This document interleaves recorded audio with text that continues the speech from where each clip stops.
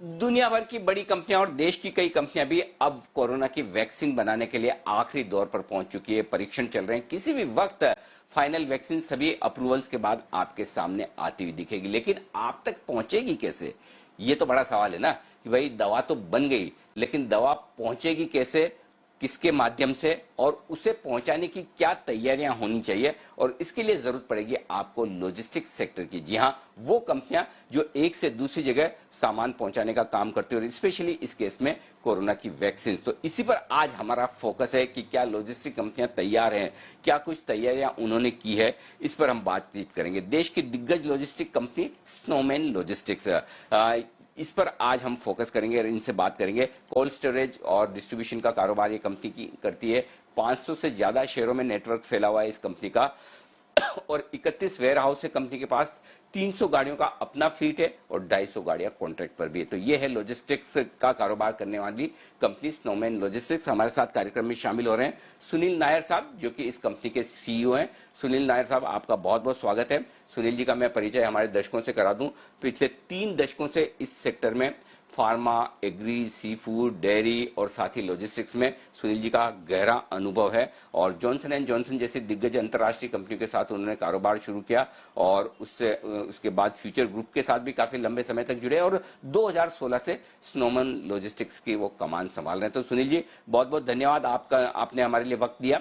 सबसे पहले शुरुआत इसी बात से करना चाहते हैं, क्या लॉजिस्टिक कंपनियां कोरोना की वैक्सीन को एक से दूसरी जगह तक और अल्टीमेटली लोगों तक पहुंचाने के लिए तैयार हैं? यदि हां, तो क्या विशेष तैयारी आपकी कंपनी ने की है?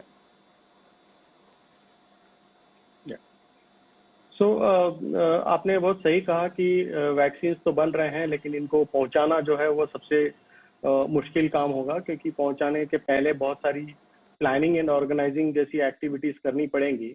यहाँ सिर्फ वैक्सीन पहुंचाने वाली बात नहीं है, उसके साथ सिरिंज भी पहुंचना चाहिए, नीडल भी पहुंचना चाहिए, अल्कोहल स्वैब भी पहुंचना चाहिए, पीपी किट पहुंचना चाहिए। तो सारी चीजें पहुंचनी चाहिए हर कोने में देश के।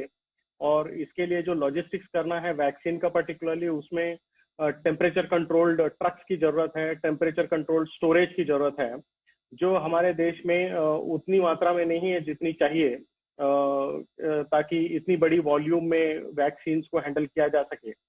इसके पीछे काफी प्लानिंग की जरूरत है, और जहां तक मेरा पिछले कुछ महीनों तक का एक्सपीरियंस है, गवर्नमेंट इस पर काम कर रही है, एंड सारे प्राइवेट ऑर्गेनाइजेशन भी इस पर काम कर रहे हैं, एंड सारे प्राइवेट ऑर्गेनाइजेशंस ने इंटेंशंस बताए हैं कि वो इसमें पार्टिसिपेट करना चाहते हैं। खासकर स्नोमैन, जो कि largest spread cold chain company है इंडिया की, हमारी प्रेजेंस हर मेजर सिटीज में है, 15 सिटीज में है, जहां से हम ओवरनाइट किसी भी नजदीकी शहर या टाउन में जा सकते हैं। तो हमने भी उनके साथ काफी प्लानिंग की हुई है, हमने काफी टेक्नोलॉजी वाइज इंफॉर्मेशन भी शेयर की हुई है उनके साथ। अब आई थिंक टाइम ऐसा आ चुका है जहां पे गवर्नमेंट को डिसीजन लेने की जरूरत है, क्योंकि अब टाइम कम है। अगर वैक्सीन फरवरी, मार्च, अप्रैल में आ जाता है तो वही टाइम होता है फूड इंडस्ट्री का भी पीक सीजन का, जिसमें ये सारे कोल्ड चेन के ट्रक्स और वेयर हाउसेस यूज होते हैं। तो अभी डिसीजन लेना जरूरी है जल्दी से जल्दी, ताकि प्राइवेट ऑर्गेनाइजेशंस की जो इंफ्रास्ट्रक्चर की जरूरत है वो अपने कैपेसिटीज को बचा के रखें इस काम के लिए, क्योंकि ये सबसे इम्पोर्टेंट काम है आज की डेट में हमारे देश के लिए।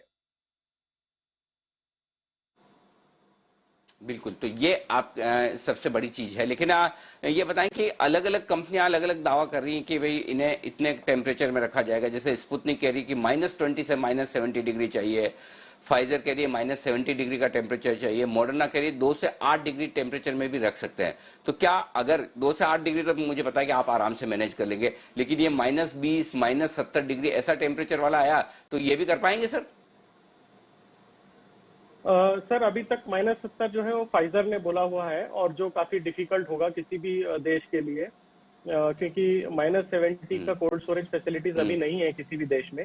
तो ये एक मुश्किल चीज होगा। इसकी भी टेक्नोलॉजी है, लेकिन वो टेक्नोलॉजी काफी छोटी छोटी स्टोरेज की है, जो अपने घर के फ्रिज होते हैं उस साइज के। तो वो नहीं चलेगा एक पूरी दुनिया को वैक्सीनेट करने के लिए। लेकिन -20 जो कह रहे हैं मॉडर्ना, वो ठीक है, वो चल सकता है। -30 तक हमारी सारी कोल्ड स्टोरेज जो है वो -30 तक जाती है, और -20 तक और भी कोल्ड स्टोरेजेस हैं जो चली जाती है। तो वो इतना डिफिकल्ट नहीं होगा। तो anything above -30 is always possible, मतलब वो कर सकते हैं, उसकी कैपेसिटी है, बना भी सकते हैं और एडिशनल चाहिए तो।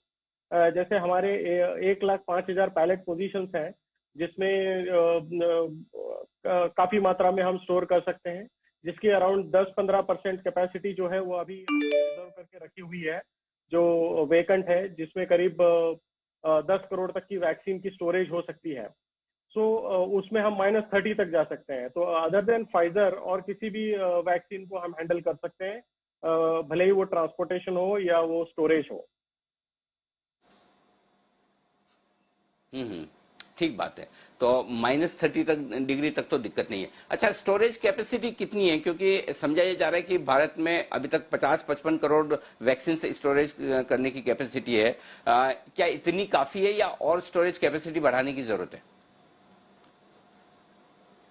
देखिए, ये एक थोड़ा यूनिक प्रोजेक्ट है। गवर्नमेंट की अपनी इम्यूनाइजेशन प्रोग्राम होती है, जिसमें बहुत सारे जो वैक्सीनेशन होते हैं वो किए जा रहे हैं हमेशा से।